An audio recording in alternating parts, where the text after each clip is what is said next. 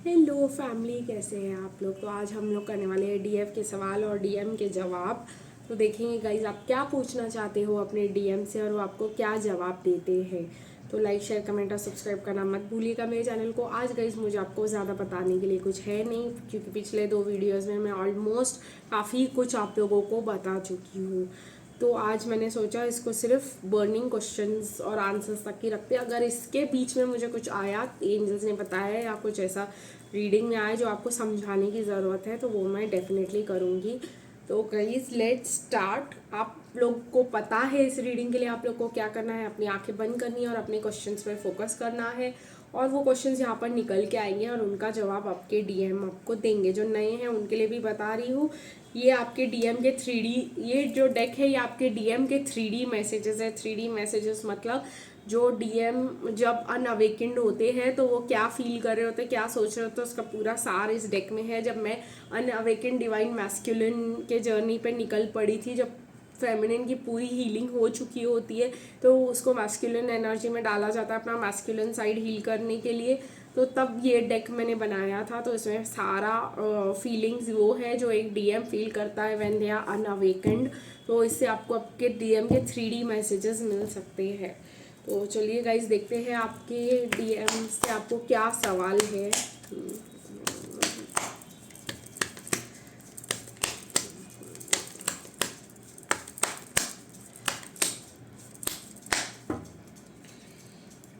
तो आप कह रहे हो अपने डीएम को कि हम लोग सोलमेट ट्विन फ्लेम्स है। ये मैं आपको पहले ही कह चुकी हूँ।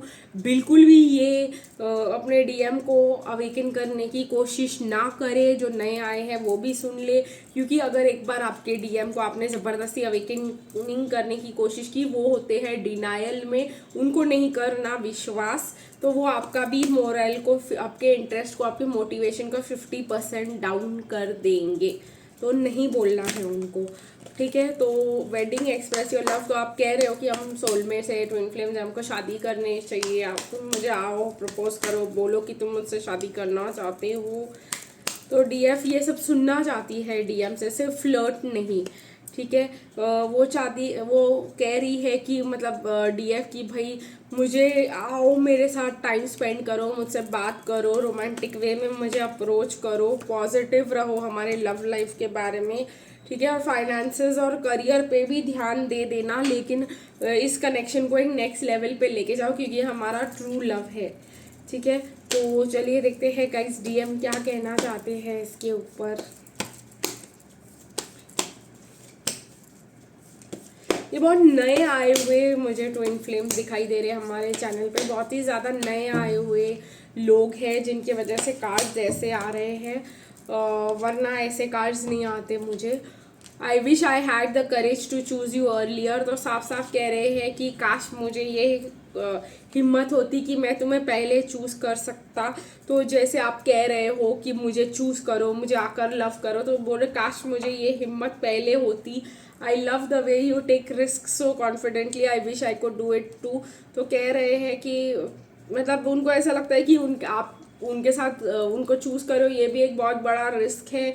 और आप उनके साथ रहना चाहते हो, उनके बिना जाने, उनको बिना समझे, और आपको लग रहा है जस्ट बिकॉज वो, उनको लग रहा है कि आप लोग सोलमेट्स और ट्विन फ्लेम का टैग लगाए हुए हो, तो आप लोग ये रिस्क लेना चाह रहे हो। तो काश वो भी ऐसे रिस्क ले पाते अपनी ज़िंदगी में, ठीक है। तो कह रहा है कि भाई निकाल लो अपना फ्रस्ट्रेशन। ये कार्ड पे मेरा बहुत ज़्यादा ध्यान गया, क्यों ऐसा कह रहे हैं देखो। Say what you have to and I will not जज यू प्रॉमिस। तो कह रहे हैं कि भाई जो बोलना है बोल लो, निकाल लो अपना फ्रस्ट्रेशन, मैं नहीं तुमको जज करने वाला, डेफिनेटली जज करने वाले हैं, ठीक है। उनको एक मौका मिल जाएगा आपसे दूर भागने का। ये मैं आपको क्लियरली बता दे रही हूँ। For me love is a sweet feeling I have for you, they do definitely feel love for you. बहुत पसंद करते हैं वो आपको, पर लाइक बोलूँगी मैं, लव नहीं बोलूँगी। और ये जो है, जो ये उनकी डबल स्टैंडर्ड्स है कि भाई कहो कि उनको क्या कहना है, मैं तुमको जज नहीं करूँगा, डेफिनेटली आप कुछ ना कुछ कह दोगे जो उनके ईगो को लगेगा। और फिर वो जो है ईगो फॉर्म से ऑपरेट करना चालू कर देंगे और आपको निकालने की पूरी कोशिशें करेंगे।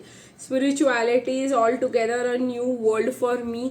तो कहीं ना कहीं कह रहे हैं कि भाई ये जो ट्विन फ्लेम और सोलमेट और ये सब बहुत बड़ी हाई लेवल की चीज़ें, और मेरे लिए ये सब कुछ बिल्कुल नया है।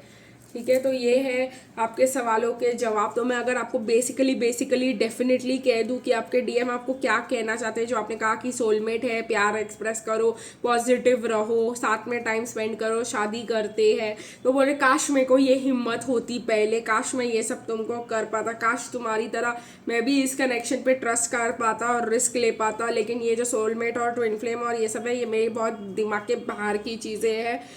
तुम कहो, तुमको जो कहना है, मैं तुमको बहुत पसंद करता हूँ, मैं तुम्हें बिल्कुल जज नहीं करूँगा, तुम मानो तुमको जो मानना है। लेकिन मेरे लिए अभी फ़िलहाल ये सब पे विश्वास करना बड़ी मुश्किल चीज़ लग रही है। ठीक है, तो ये न्यू ही डिवाइन फेमिनिन और न्यूली अवेकेंड डिवाइन मैस्कुलिन के लक्षण हैं यहाँ पर। चलो देखते हैं गाइस एक और राउंड लेकर के कि और डिवाइन फेमिनिन क्या कहना चाहती है अपने डीएम से। काफ़ी ज़्यादा कार्ड्स आ रहे थे और मैं गाइडेड नहीं थी उनको लेने के लिए। ठीक है, सेकंड राउंड में आप कह रहे हो pay attention to the red flags. ठीक है, आप अपने डीएम को समझाने की कोशिश करो, हेलो जहाँ पर तुम जा रहे हो वहाँ पर धोखा है। ठीक है, वो सब धोखा है, कार्मिक के साथ मत रहो, वो धोखा दे रही है तुमको, वो तुम्हारे साथ नहीं है, वहाँ पे कोई केमिस्ट्री नहीं है, वहाँ पे कोई प्यार नहीं है, खुद को फ्री कर लो। ठीक है, मैं तुम्हारी सोलमेट हूँ, मुझे बुलाओ। ठीक है, ये सब आप कह रहे हो। और pay attention to the red flags, मतलब आप कार्मिक के अगेंस्ट बहुत ज़्यादा चीज़ें कहना चाह रहे हो उनको। ठीक है, वहाँ पे वो जिसके साथ तुम्हारी कोई केमिस्ट्री नहीं है मेरे साथ है, और ये सब भी एक न्यूली अवेकेंड डिवाइन फेमिनिन ही कहती है। तो देखते हैं गाइस की डीएम आपको इस चीज़ों पे क्या जवाब देते हैं। काफ़ी डिप्रेसिंग जवाब होगा, लेकिन आप लोग को ये समझना ज़रूरी है। ठीक है, तो मुझे ऐसा लग रहा है कि I stalk you on every social media but leave no traces of me. तो कहीं ना कहीं कह रहे हैं वो कि अगर आपने अपने डीएम को बहुत ज़्यादा मतलब बोल दिया हुआ है कार्मिक के अगेंस्ट और ये सब, तो वो आपके साथ सेपरेशन में ऑलरेडी जा चुके हैं। ठीक है, इसके वजह से वो तुरंत आपको बोल रहे हैं, I am sorry to disappoint you every time, my insecurities overpower me. साफ साफ कह रहे हैं कि भाई मेरे जो इनसिक्योरिटीज़ है और वो सब मुझे अब उसके पास ही स्टक रखते हैं। मैं न्यू बिगनिंग करने से जो डीएम डरते हैं ज़िंदगी में, मतलब जो एंजाइटी है वो मैंने खुद फेस किया अपने अंदर, जब हम बहुत ज़्यादा ही कंफर्टेबल हो गए थे कई स्टैरों के लिए, और हमारे घर वाले चाहते थे और हमारी फ्रेंड भी थी एक टीचिंग में, तो वो चाहती थी हम वापस टीचिंग को ज्वाइन कर ले। जो एंजाइटी हमको हुआ जब हम लेक्चर लेने क्लास में जाते थे, या ये सब हमको ऐसा लगता था हम मेंटली प्रिपेयर्ड ही नहीं थे ये न्यू बिगनिंग के लिए, और हमको चाहिए ही नहीं ये न्यू बिगनिंग, क्योंकि हम अपने कंफर्ट जोन और अपने चैनल में आप लोग के साथ और अपने लाइफ में ऐसी जैसे चल रही है वो बहुत ज़्यादा कंफर्टेबल हो गए थे। तो वो पीछे छोड़ के आगे बढ़ जाना बहुत बड़ा झटका था, मतलब अनप्रिपेयर्ड चीज़ थी वो। तो my life has been a roller coaster ride, बिल्कुल सही, and I try to save you from it. तो कह रहे हैं कि ये सब मैं इसलिए नहीं कर रहा हूँ क्योंकि मेरी लाइफ बहुत ज़्यादा स्मूथ नहीं है, और वो स्मूथनेस और वो कंटिन्यूटी मैं तुम्हें प्रोवाइड नहीं कर सकता। You redefine the term love for me. तो हाँ, आपने उनको सही मतलब सिखाया है लव का। I just can let you go, you light me up. तो कहीं ना कहीं वो कह रहे हैं कि मैं तुम्हें जाने नहीं दे रहा हूँ, तुमने मुझे लव का रियल मतलब सिखाया है, भले ही आप सेपरेशन में क्यों ना हो, but I wish I could see beyond physical reality. तो आप जो कह रहे हैं ना आपके साथ धोखा हो रहा है, छोड़ दो उसको, तो मतलब उसको समझने की कोशिश करो, वो कार्मिक है, उसके किए गए हरकतों पे ध्यान दो। 9 कार्मिक एंडिंग्स का साइन है ये। तो ये उनका क्लियर जवाब है कि काश मैं भी तुम्हारी तरह I could see beyond physical reality, I would make different choices. तो अब जहाँ पे वो कंडीशन में है, जहाँ पे वो सेपरेशन में है, वो कार्मिक को चूज कर चुके हैं, और अब जब वो ये सब फेस कर रहे हैं तब बोल रहे हैं कि काश तुम्हारी तरह मैं भी समझ पाता कि ये जो तुम बोल रही हो बिल्कुल सही है, और ये जो तुम कह रही हो ये बिल्कुल सही है। वो धोखा ही कर रही थी मेरे साथ, लेकिन मैं पीछे नहीं छोड़ सकता उस लाइफ को, मेरे लिए पीछे छोड़ना बहुत नामुमकिन जैसी चीज़ है। तो चलिए गाइस आगे बढ़ते हैं और नेक्स्ट लास्ट राउंड लेते हैं इस रीडिंग का, और देखते हैं कि डीएम डीएफ से क्या कहना चाहते हैं, मतलब डीएफ क्या क्वेश्चंस पूछती है डीएम से।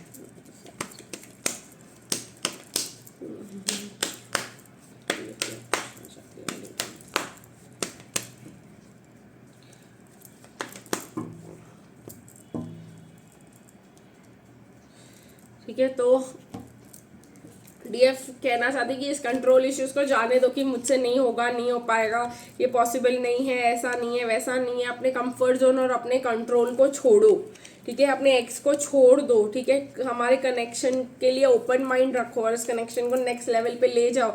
जो तुम कार्मिक के साथ कर रहे हो वो सिर्फ को डिपेंडेंसी है, वो लव नहीं है, एंड मैं तुम्हारे लिए वेट करूंगी। अभी ये बहुत ज़्यादा खतरनाक वाली चीज़ है। देखते हैं इसका जवाब आपके डीएम आपको क्या देते हैं। खैर मुझे तो इसका जवाब पता ही है, लेकिन देखते हैं आपके डीएम आपके लिए क्या जवाब निकालते हैं।